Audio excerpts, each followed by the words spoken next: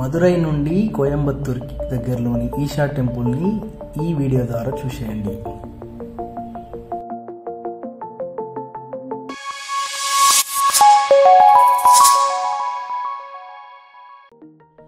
మదురై నుంచి కోయంబత్తూర్ దాదాపు 220 కిలోమీటర్లు ప్రయాణించి కోయంబత్తూర్ చేరుకోవడం జరిగింది. కోయంబత్తూర్ నుంచి ఈషా ఫౌండేషన్ ఈషా సెంటర్కి దాదాపు 28 కిలోమీటర్లు దూరం ఉంటుంది. అక్కడికి ఇంకొక బస్సులో చేరుకోవడం జరిగింది. ఇప్పుడు మీరు చూస్తున్న ప్రాంతం ఈషా మెయిన్ ఎంట్రన్స్ దగ్గరలో ఉంది.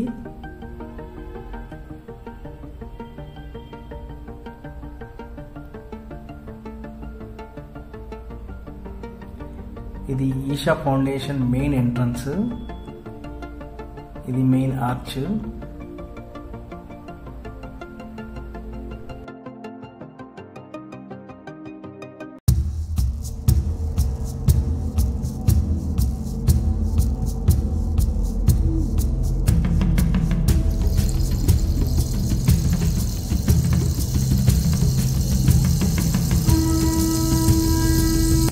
ఇప్పుడు ఈ మెయిన్ ఎంట్రన్స్ నుంచి మనం లోపలికి వెళ్దాం. ఇలాగే నడుచుకుంటూ వెళ్తే డైరెక్ట్గా మనం ఈషా స్టాచ్యూ దగ్గరికి వెళ్ళవచ్చు. ఎవరైనా కొత్తగా వచ్చే వాళ్ళు ఉంటే ఈషా స్టాచ్యూ దగ్గర కాకుండా ఆటో కానీ బస్సులు కానీ ఈషా స్టాచ్యూ దగ్గర కాకుండా ధ్యానలింగ టెంపుల్ దగ్గర దింపమని అడగాలి. ధ్యానలింగ టెంపుల్ దగ్గర దిగిన తర్వాత అక్కడ మగవారైతే సూర్యకుండలిలో, ఆడవారైతే చంద్రకుండలిలో స్నానమాచరించి అక్కడే ఉన్న లింగ భైరవి అమ్మవారిని దర్శించుకొని ఆ పక్కనే ఉన్న ధ్యానలింగలో ధ్యానం చేసి ఆ తర్వాత అక్కడి నుంచి మనం ఎడ్ల బండులు ఉంటాయి. అక్కడ ఎడ్ల బండ్ల ద్వారా మనం ఈషా స్టాచ్యూ దగ్గర చేరుకోవచ్చు. ఇప్పుడు మీకు ఎదురుగా ఈషా స్టాచ్యూ కనబడుతుంది, మీరు చూడొచ్చు.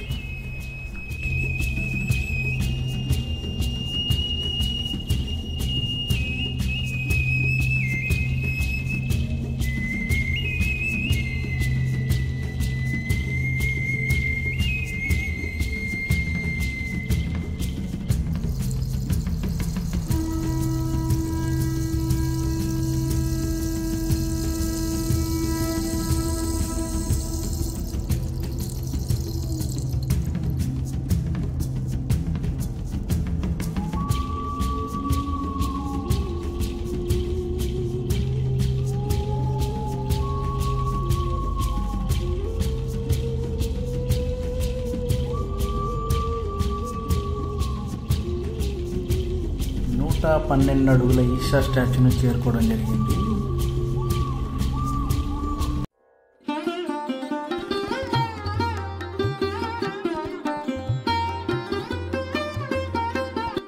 నేను మార్చి 2వ తారీఖున ఈషా ఫౌండేషన్ రావడం జరిగింది. ఇక్కడ 8వ తారీఖు మహాశివరాత్రి సందర్భంగా ఆధ్యాత్మిక కార్యక్రమాలు ఇక్కడ నిర్వహించడం జరుగుతుంది. అందుకోసమని ఆ ఏర్పాట్లు ఇప్పటి నుంచే చేస్తున్నారు. మీరు అదంతా ఇక్కడ ఈ వీడియోల ద్వారా చూడొచ్చు.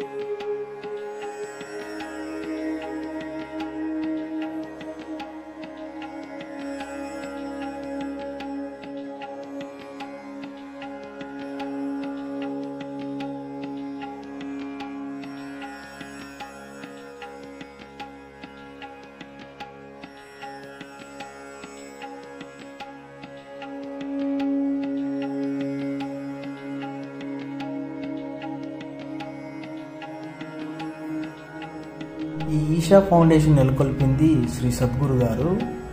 ఈషా ఫౌండేషన్ ముఖ్య ఉద్దేశం ధ్యానము, యోగా ద్వారా మనస్సును ఎలా నిర్మలంగా ఉంచుకోవాలి అనేది ఇక్కడ మనం నేర్చుకోవచ్చు. మన భారతీయుల కంటే ఎక్కువగా విదేశీయులు వచ్చి ఇక్కడ యోగా నేర్చుకుంటున్నారు. నేను కూడా ఈ కనిపిస్తున్న దగ్గరలో కాసేపు ధ్యానం చేయడం జరిగింది. ఇక్కడికి వచ్చిన వాళ్ళు ప్రతి ఒక్కరు కూడా ఇక్కడ కాసేపు ధ్యానం చేసుకుంటారు.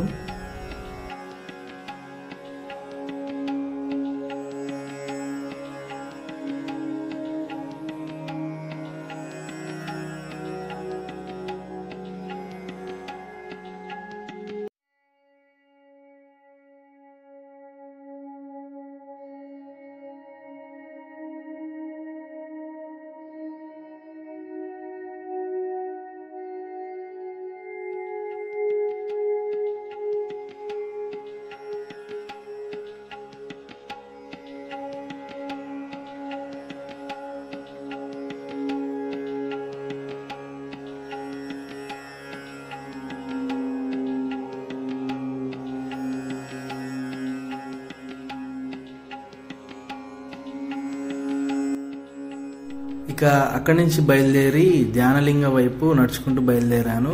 ఇలాగే నడుచుకుంటూ మన ధ్యానలింగ వైపు వెళ్ళొచ్చు. ఇప్పుడు మీరు చూస్తున్నది ఈశా వెనక వైపు. ఆ ఈశ్వరుడి జటాజూటాలను మీరు చూడొచ్చు. భగీరథుడు గంగను భూమికి రప్పించినప్పుడు ఆ జటాజూటాలతోటే గంగ ప్రవాహాన్ని ఆ మహాశివుడు నియంత్రించాడు.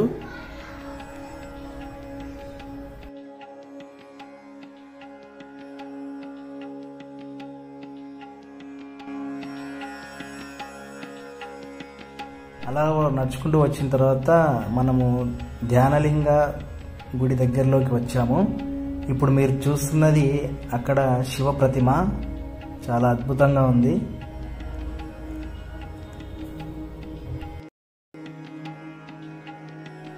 ఆ పక్కనే మీరు గోశాలను చూడొచ్చు. ఈ గోవులు, ఈ ఎడ్ల ద్వారానే మనల్ని ఈశా టెంపుల్కి ఎడ్ల బండి ద్వారా తీసుకెళ్తారు. ఒక్కరికి కేవలం 10 రూపాయల టికెట్ మాత్రమే. ఇక్కడి నుంచి మనం ఈశా దగ్గరికి ఎడ్ల బండి ద్వారా వెళ్ళవచ్చు.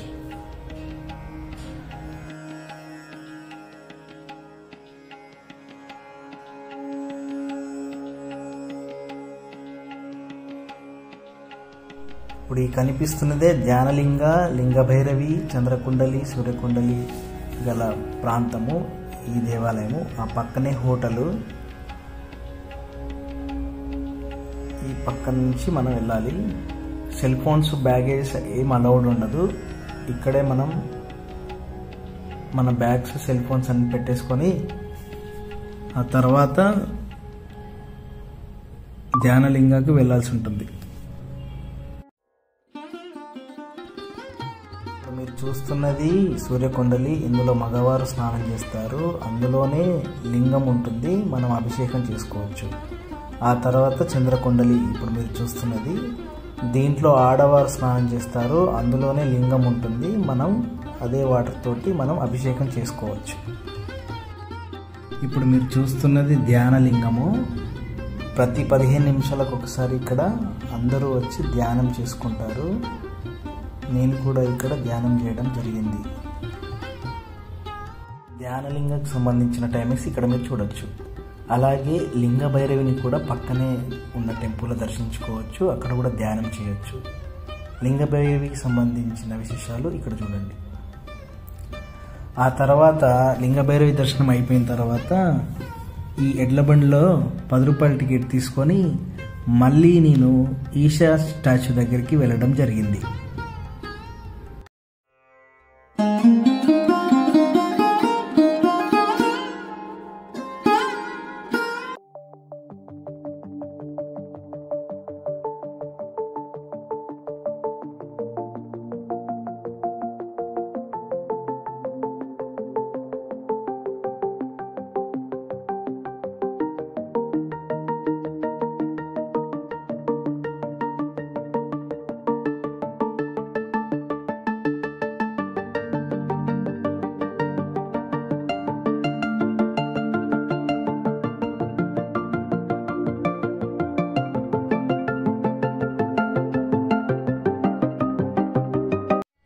ధ్యానలింగము, లింగభైరవి దర్శనం తర్వాత మళ్ళీ ఈశా స్టాచ్యూ దగ్గరికి రావడం జరిగింది.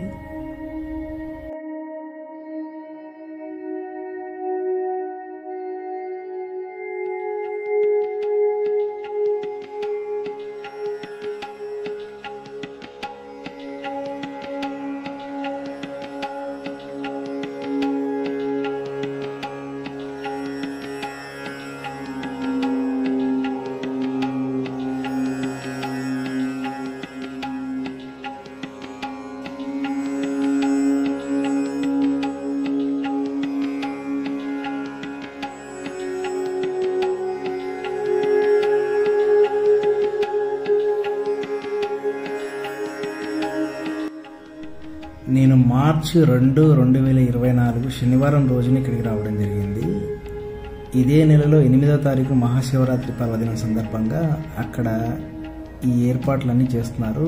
మీకు కనిపిస్తున్న ఈ వే పైనే సద్గురు తిరుగుతూ అందరినీ ఉత్సాహపరుస్తూ ఉంటారు. ఇక్కడంతా కూడా ఫుల్ క్రౌడ్ ఉంటుంది ఆ రోజు. అక్కడ ధ్యానము, యోగా అన్నీ చేయిస్తూ ఉంటారు. ఇక ఈషా టెంపుల్ ట్రిప్ని ముగించుకొని బయలుదేరుతున్నాను. మనము శ్వాస మీద ధ్యాస, అలాగే ధ్యానము, యోగా నేర్చుకోవాలన్నా కూడా, ఆరోగ్య అలవాట్లను మంచిగా అలవర్చుకోవాలన్నా కూడా ఇక్కడ ఈషా ఫౌండేషన్కి వచ్చి మనం నేర్చుకోవచ్చు. ఇక చివరిగా ఒకసారి ఈషా స్టాచ్యూని చూసి నమస్కారం చేసుకొని బయలుదేరిపోదాం.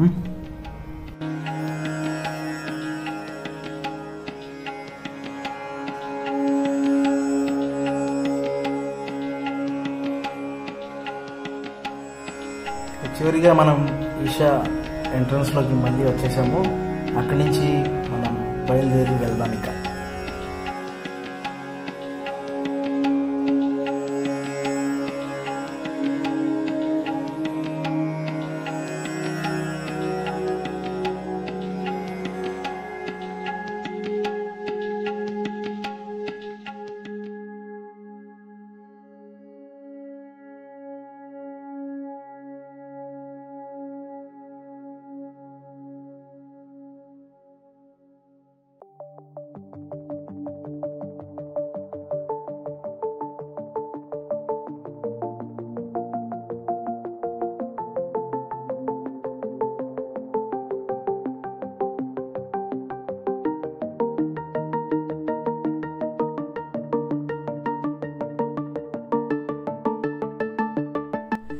ఈషా ఫౌండేషన్ నుంచి కోయంబత్తూరులోని రైల్వే స్టేషన్కి దాదాపు 28 కిలోమీటర్లు ప్రయాణించి చేరుకోవడం జరిగింది.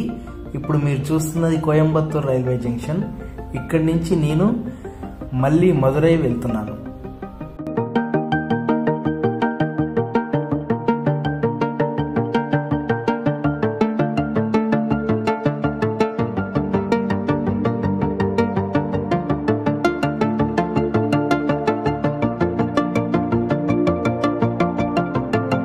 కోయంబత్తూరు నుండి మదురై జంక్షన్ చేరుకోవడం జరిగింది. ఇప్పుడు మీరు చూస్తున్నది మదురై జంక్షన్. ఈ విధంగా Madurai to Coimbatore Isha temple to Madurai నా ట్రిప్ ముగిసింది.